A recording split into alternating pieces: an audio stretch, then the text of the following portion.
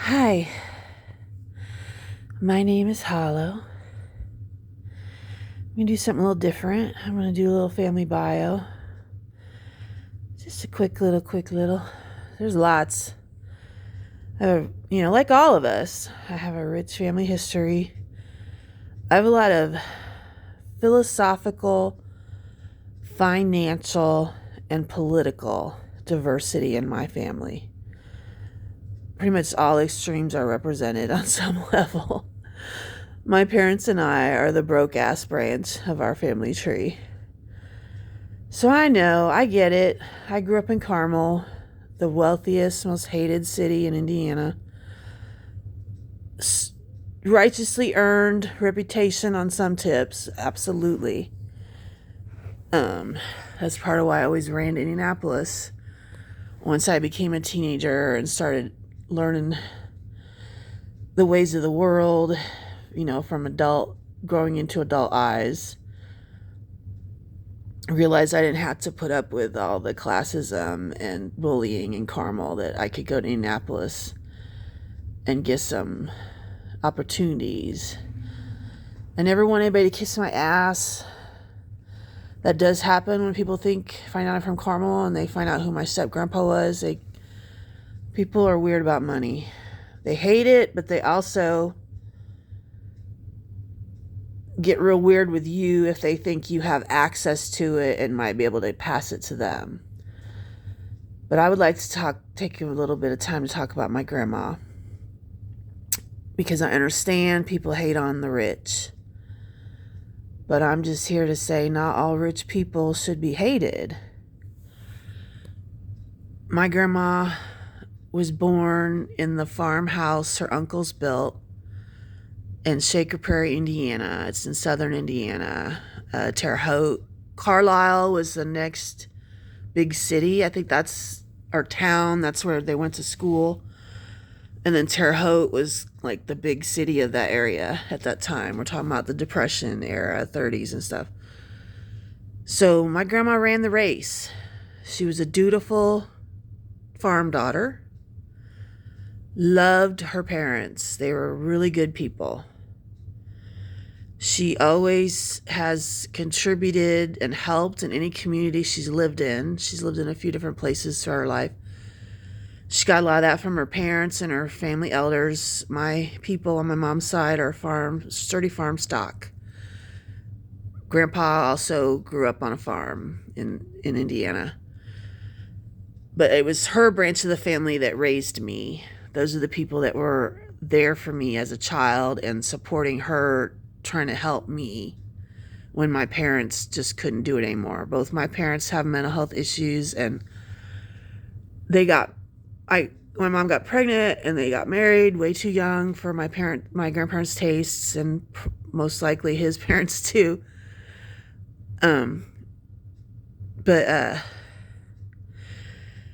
she went to get higher learning, like her family elders wanted her to. Both her and her brother got degrees in college. He ended up being a professor. He took it to the professor level. Ended up being a professor in Massachusetts. He also was part of an exchange program with the university he worked with. It was like a 100-year-old exchange program before World War II happened. But once Pearl Harbor happened, the universities had to break ties, unfortunately. And then when the war was over and the universities were able to resume their relationship, he got to go over. He was like one of the first professors to go over to Japan after the war. And him and his wife lived there. My Aunt Jane and him lived there for a while, and actually had a couple of their kids over there. And then a lot of their some of their kids got to say, I got to grow up kind of in Japan. It's so cool. So anyway, then my grandma met a beautiful man, got married, raised a beautiful family in Palatine, Illinois. And then when it was towards now what we think of more as middle age, but, getting to that older part of their years where their children are all growing up and leaving the nest, they moved to Carmel to kind of settle in and gear up for the next phase of life. And then my mom was the first to get pregnant and married. They were worried, nervous about it. They felt like they were too young, is what she's telling me. But she said she was bound and determined to have a pretty baby with my dad. And so that's me. She told me that on my 50th birthday. So, we lived in Arlington Heights, Illinois, in a trailer. And then, unfortunately, my mom's mental health stuff started really kicking into high gear. And Grammy said that one day my dad's mom, my other grandma, called to say, you need to come get your daughter. There's some real problems going on. So my grandparents came and got my mom and I, and then my parents got divorced. And they brought us to Carmel. And my uncle was still living in the house. He was finishing high school and trying to figure out what he was going to do. He went to college and stuff, and then came back to figure out what he was going to do. So he lived there for a little bit when we first moved in. So I shared my mom's bedroom with her. And so I'm like 3 or 4 at this time. And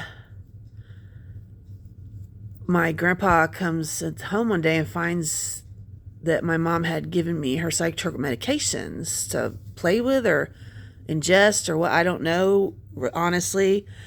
I wasn't told this part of the story till I was 38 years old. I know my grandma, it really hurt her. She didn't want to have to tell me, but I'm not sure what made her decide at that time to. I have speculations, but I will never know.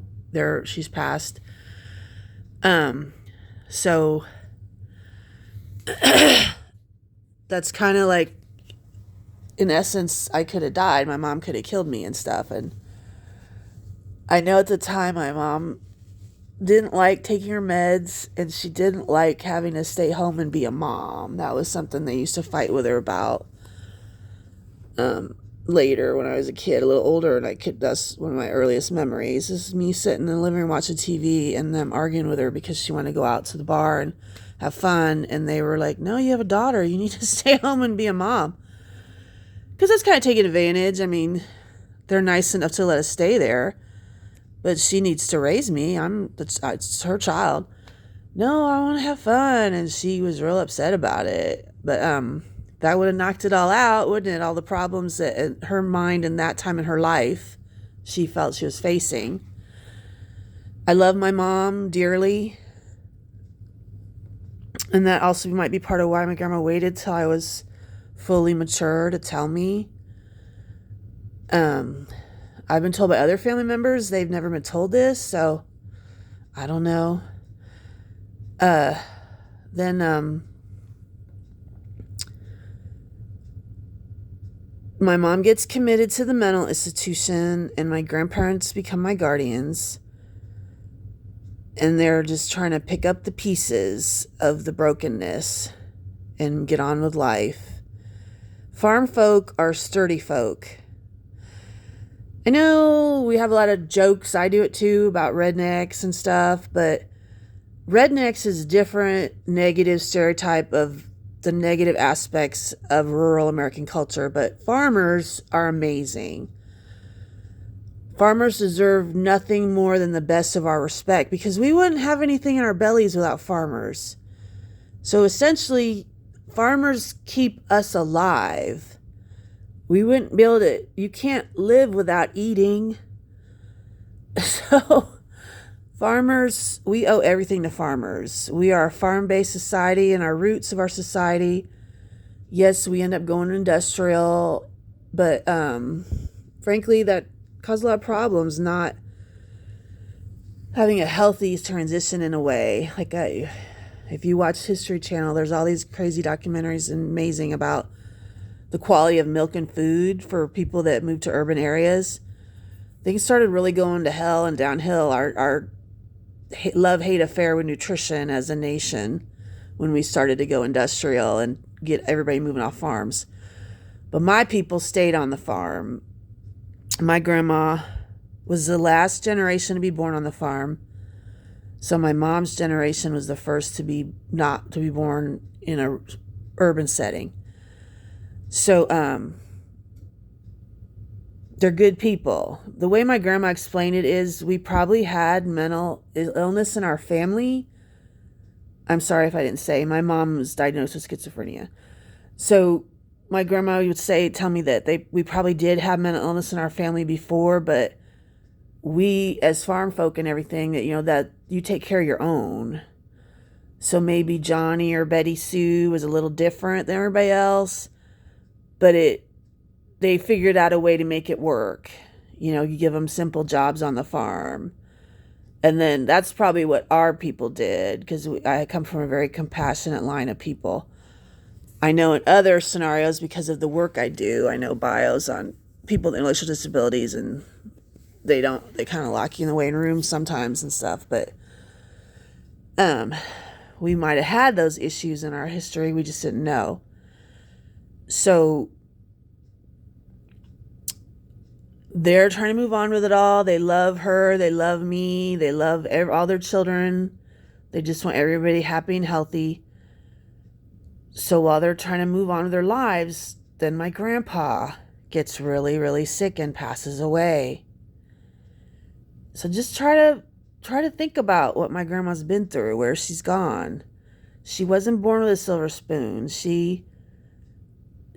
My grandma did more hard work in a day than some people I know have done their entire lives as a child growing up on a farm in Shaker Prairie. Her big job was to collect the eggs in the morning.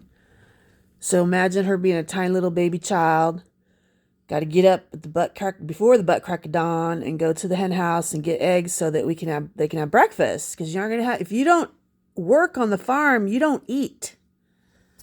It's that cut and dry. And I remember her telling me that the hens would peck at her hands. So she's just a little baby girl doing her part for her family. And these hens pecking at her little baby hands before the butt crack of dawn every morning.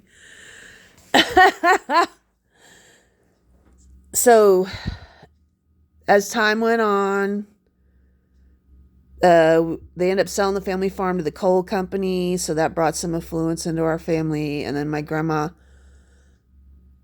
went back to school and got the criteria, because it's a stricter level of criteria to teach in Indiana than Illinois. She started her teaching career in Illinois, and then she wanted to keep it up, so she went back to Ball State, and she had a really sweet lady babysit me while she was going back to school to get her stuff going on. And so she's like, this is at her 40s or 50s, having to just kind of, like, she was trying to get things going together for her life. But part of the dream and the plan was, her husband at her side. And then they kept having all these extra things happen where my mom and I weren't able to take care of ourselves, and all the stress of the mental hospital and all that stuff. And so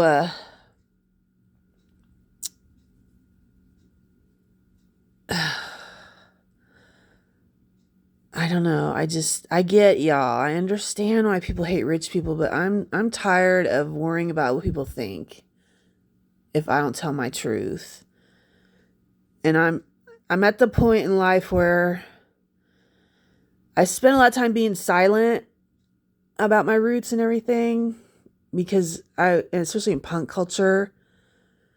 But what attracted me to punk culture was that the kids didn't care what my parents did for a living, or the town I grew up in. Kids teased and ostracized me because my parents worked at fast food restaurants, because they weren't doctors and lawyers like their parents. So, yes, I have this label, but you got to understand, I was never treated like an insider while I lived here and tried to be a part of the community and people. So, my grandma also never forgot her roots. And she was a very frugal woman. Part of why she acquired affluence throughout her life was she was frugal as heck in her day-to-day life. And she got higher learning and got a good teaching job and stuck with it. And And then even when she retired from teaching, she still wasn't ready to just quit working. She ended up getting her third career. Her first career was like a dietitian. She was like the lunch lady at my mom and aunt and uncle school and stuff. And then she became a teacher. And then she was a teacher when I was growing up. And then she retired, and her third career was to work for an insurance company for a little while. And then she really retired. But she never stopped being active. Like when she quit being a teacher and she worked for the insurance company, she would drive a half hour plus downtown every week to teach kids in the big city that needed tutors to learn how to read and stuff. Volunteer. So just because somebody's rich or from Carmel, it doesn't mean you know who they are and where they're from and what they've been through and what they chose to do with their life. My grandma never let me have designer clothes. She knew the score. Like she had her own humble farmer roots where she was never going to really blow a bunch of cash on clothes and stuff. And she knew from going to the Depression, money can be taken away anytime. People that lived in that era saw how crazy it all got. You know how you hear the stories of people that kept money in their mattresses and everything, because at that point, the banks failed everyone. The whole system of our society was collapsing. People were starving, homeless, jobless. It had nothing to do with what they wanted for their lives. It was the positions they were put in, which is similar to what we are experiencing right now in our culture, our country today. So she never forgot those roots, and she never forgot that just because people are in need, it doesn't mean it's their fault or whatever. Like just all the judgment and everything that rich people do. She never was any of that. And she always tried to make sure, she was really concerned that she didn't want me to acquire the vapid qualities of some of my peers who never wanted for anything and had excess. She always worked really hard to instill in me. Number one, because like I said, my parents and I are the broke ass branch of the family tree. So yeah, there's affluence in my family, but that wasn't going to be me and my parents. So she was always kind of preparing me, I guess, for all that kind of inevitable realities for later in life. And then plus, like I said, no matter how wealthy she got, she never forgot. She always used to say, "I'm just a little girl from Shaker Prairie." I love my grandma with all my heart. And she was always helping people all the time, strangers and friends. And that's kind of, like I said, the values her parents role modeled for her. Like Granny, her mom, would make extra food to give to neighbors in need during the Depression, because they would have starved if they weren't farmers. That's what kept them alive and able to have nutrition regularly, was that they grew their own food, they had their own livestock. Grampy was an excellent farmer, smart, efficient, fabulous. There'd be farm hands staying there, so there was always a stranger at the dinner table, and that's kind of maybe where those habits began, because throughout my life, I noticed she always welcomed people to her dinner table. You didn't have to be blood family. If you were someone in need that she cared about and knew of your need, you would be welcome at her table. I love my grandma so much. So you can hate on me all you want because I live in Carmel and I grew up around affluence, but that doesn't mean you knew who I am. It doesn't mean you know my parents or my grandparents or where we came from in our story. But there's a little taste of it. Agape love to everyone.